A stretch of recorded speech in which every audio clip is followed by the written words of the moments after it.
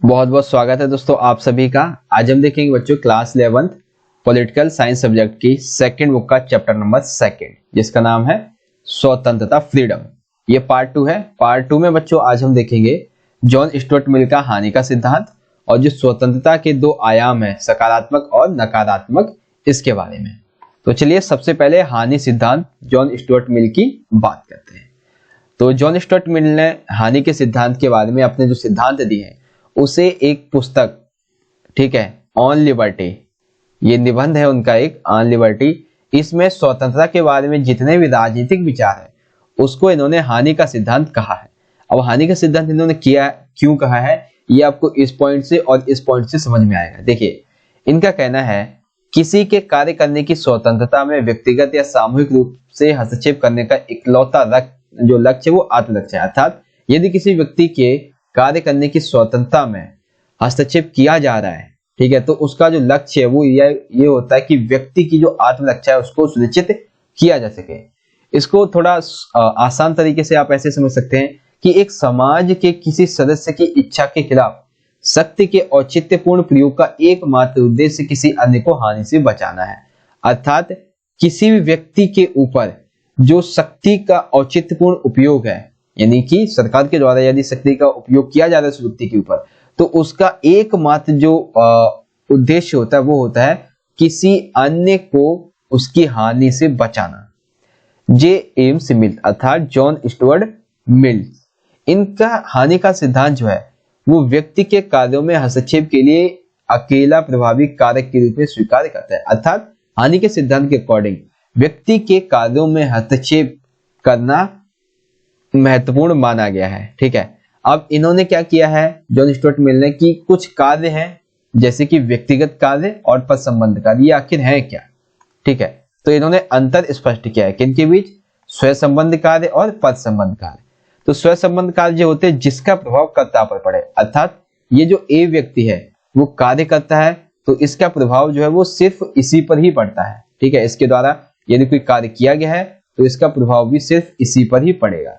वहीं जो पद संबंध कार्य है कर्ता के अलावा अन्य लोगों पर भी।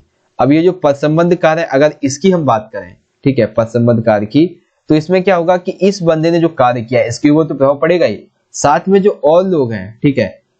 एक सेकेंड, मान लीजिए ये एक सी है, ये डी है और एक ये ई है, ठीक है, ए बी सी और ये हो गया आपका ई, ठीक है। तो इसका जो प्रभाव है वो इस बंदे पर भी पड़ रहा है, इस बंदे पर भी पड़ रहा है, इस पे भी पड़ेगा, इस पे भी पड़ रहा है। तो इसको क्या कहेंगे, इसको कहेंगे पद संबंध कार्य, ठीक है। तो स्वयं संबंध कार्य क्या होते हैं, पद संबंध कार्य क्या होते हैं, आई होप आपको समझ में आया होगा। ये जो अंतर है वो किसने स्पष्ट किया है, जॉन स्टुअर्ट मिल के द्वारा किया गया है। आगे देखिए और भी कुछ इससे इंपॉर्टेंट पॉइंट्स है इसमें दिए गए हैं। यदि किसी अन्य व्यक्ति को स्वयं संबंध के कार्यों से हानि नहीं पहुंचती है तो राज्य उस पर प्रतिबंध नहीं लगा सकता है। अर्थात इस व्यक्ति के द्वारा किए गए कार्य से बाकी के व्यक्तियों को कोई हानि नहीं हो रही है तो सिंपल सी बात है भाई, राज्य जो है वो उस पर प्रतिबंध लगा ही नहीं सकता है, ठीक है। उसके बाद यह है कि पद संबंध कार्यों से किसी दूसरे को हानि हो सकती है, इस कारण से उस पर औचित्यपूर्ण प्रतिबंध लगाया जा सकता है। अर्थात आपने कार्य किया, आपका जो कार्य है उसका प्रभाव इन पर नहीं पड़ा तो प्रतिबंध नहीं लगेगा। यदि आपके कार्य का प्रभाव इन व्यक्ति पर पड़ता है तो सिंपल सी बात है आप पर प्रतिबंध लगा दिया जाएगा, ठीक है। राज्य का किसी व्यक्ति के कार्यों व इच्छा के खिलाफ प्रतिबंध लगाने का उद्देश्य किसी अन्य को हानि से बचाना होता है। ये तो हमने देख ही लिया है कि मान लीजिए यदि आपकी स्वतंत्रता पर प्रतिबंध लगाया जा रहा है तो उसका उद्देश्य क्या है कि दूसरे व्यक्ति को आपकी जो स्वतंत्रता है उससे होने वाली हानि से बचाना। यदि स्वतंत्रता पर प्रतिबंध लगाना है तो उससे होने वाली हानि गंभीर होनी चाहिए।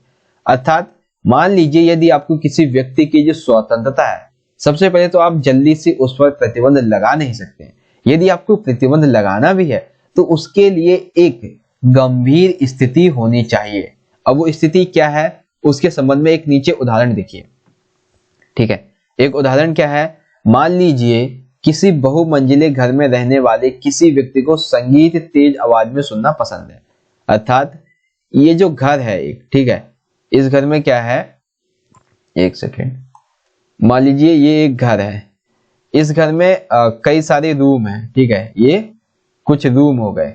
तो अब यहाँ पे इन रूम में से किसी एक व्यक्ति को जो है तेज आवाज में संगीत सुनना पसंद है। मान लीजिए इस व्यक्ति को तेज आवाज में संगीत सुनना पसंद है, तो ये बंदा क्या करता है कि तेज आवाज में गाने बजाता है, जिसकी वजह से अन्य लोगों को परेशानी होती है। तो इस स्थिति में लोग जो है, यानी कि ये जो यहाँ पे जितने लोग रह रहे हैं, ये समूह बनाकर क्या कर सकते हैं, इस विवाद को हल कर सकते हैं। इसके लिए आपको पुलिस की जरूरत नहीं पड़ती। तो ऐसे में ये जो गाना बजा रहा है तेज आवाज में, उसकी स्वतंत्रता पर आप प्रतिबंध नहीं लगा सकते, क्योंकि ये छोटी बात है, ठीक है। वहीं अगर मान लीजिए ये वाला जो बंदा है जो संगीत बजा रहा है, ये संगीत बजाने की बजाय कुछ मान लीजिए ड्रग्स वगैरह धंधा काम करता है, ड्रग्स का काम करता है, कोकीन का शराब बेचता है, जो है काला बाजारी करता है, तो ऐसे में जो है वो आप इसकी जो व्यापारिक स्वतंत्रता है उस पर प्रतिबंध लगवा सकते हैं, क्योंकि ये जो है वो समाज के खिलाफ है, लोगों के खिलाफ है, इससे लोगों को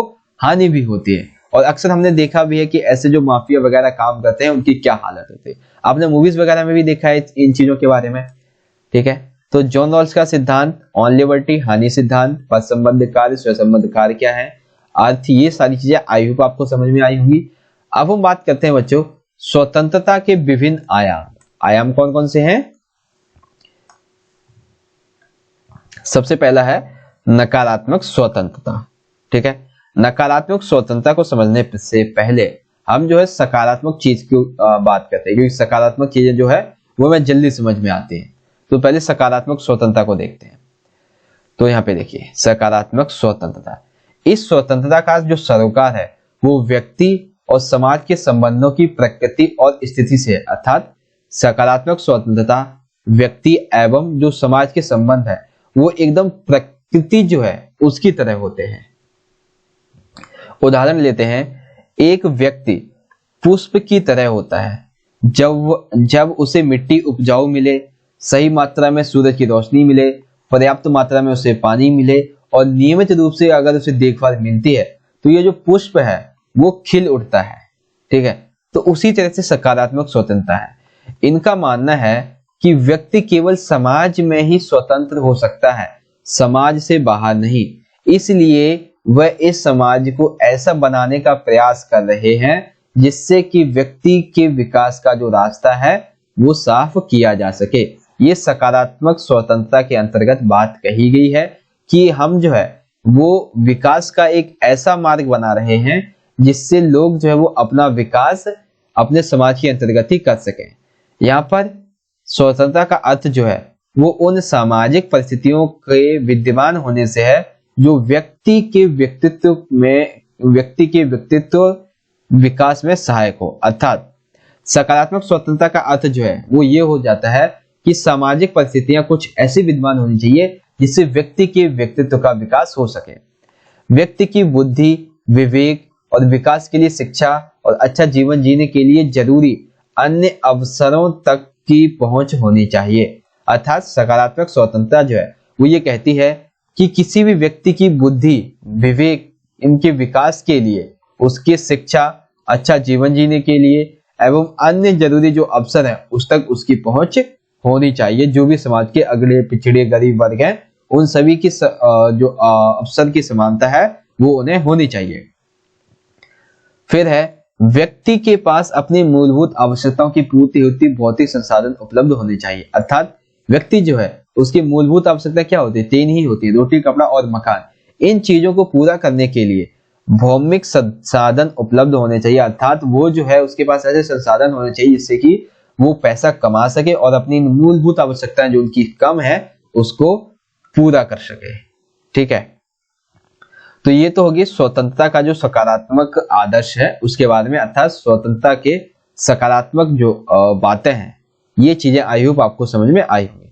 तो सकारात्मक स्वतंत्रता में क्या देखा हमने कि इसका जो सरोकार है वो व्यक्ति और समाज के बीच प्रकृति और उसकी स्थिति से संबंधित है। अर्थात व्यक्ति एक पुष्प की तरह होता है, जब उसे मिट्टी, उपजाऊ मिट्टी, सूरज की धूप मिले, पर्याप्त पानी मिले, नियमित देखभाल मिले तो वो सही बन जाता है, ठीक है। इसी तरह से आगे बात करेंगे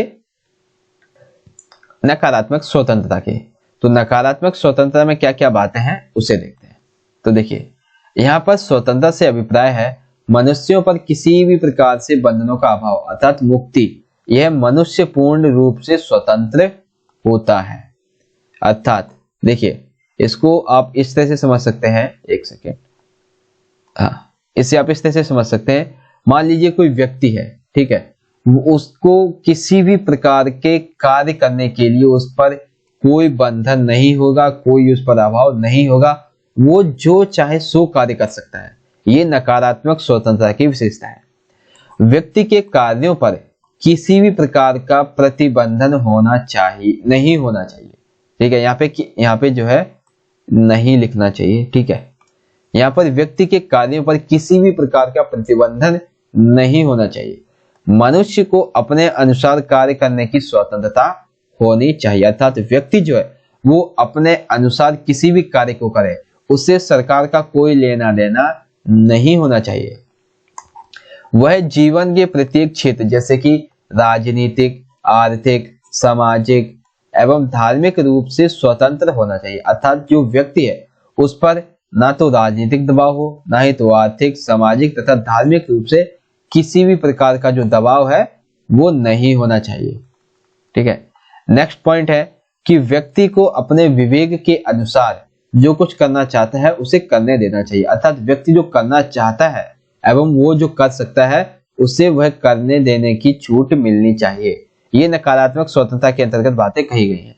और यहाँ पे सबसे आखिरी जो पॉइंट है वो ये कहता है कि समाज हित के लिए सामाजिक नियमों तथा आचरण के द्वारा नियंत्रित रहकर व्यक्ति के पूर्ण विकास के लिए अवसर की प्राप्ति ही स्वतंत्रता है। अर्थात सामाजिक नियमों एवं आचरण के द्वारा व्यक्ति के पूर्ण विकास के लिए अवसर की प्राप्ति ही स्वतंत्रता है। तो ये तो होगी नकारात्मक स्वतंत्रता। नकारात्मक स्वतंत्रता में आपने क्या क्या पॉइंट देखे? किसी भी प्रकार का कोई भी बंधन या अभाव व्यक्ति पर नहीं होना चाहिए, ठीक है। मनुष्य को अपने अनुसार कार्य करने की, जीवन जीने का उसको अधिकार होना चाहिए। उसके ऊपर राजनीतिक, आर्थिक, सामाजिक, धार्मिक रूप से किसी भी प्रकार का कोई प्रतिबंध नहीं होना चाहिए, ठीक है। और फिर हमने देखा सकारात्मक स्वतंत्रता के बारे में, और उससे पहले हमने क्या देखा था? जॉन स्टुअर्ट मिल का जो हानि का सिद्धांत है इसके बारे में। तो इस तरह से बच्चों आज का हमारा ये जो वीडियो है वो यहाँ पे हम खत्म करते हैं। एंड आई होप कि आपको वीडियो अच्छी लगी होगी। वीडियो अच्छी लगी हो तो जरूर से ज्यादा लाइक कीजिएगा, ठीक है। वीडियो अगर अच्छी लगी है तो लाइक कीजिएगा, शेयर कीजिएगा अपने सभी दोस्तों के साथ, और कमेंट करके बताएं आपको वीडियो कैसी लगी। हम मिलेंगे नेक्स्ट वीडियो में, तब तक के लिए आप पढ़ते रहिए और अपना ख्याल रखिए। धन्यवाद। जय हिंद, वंदे मातरम।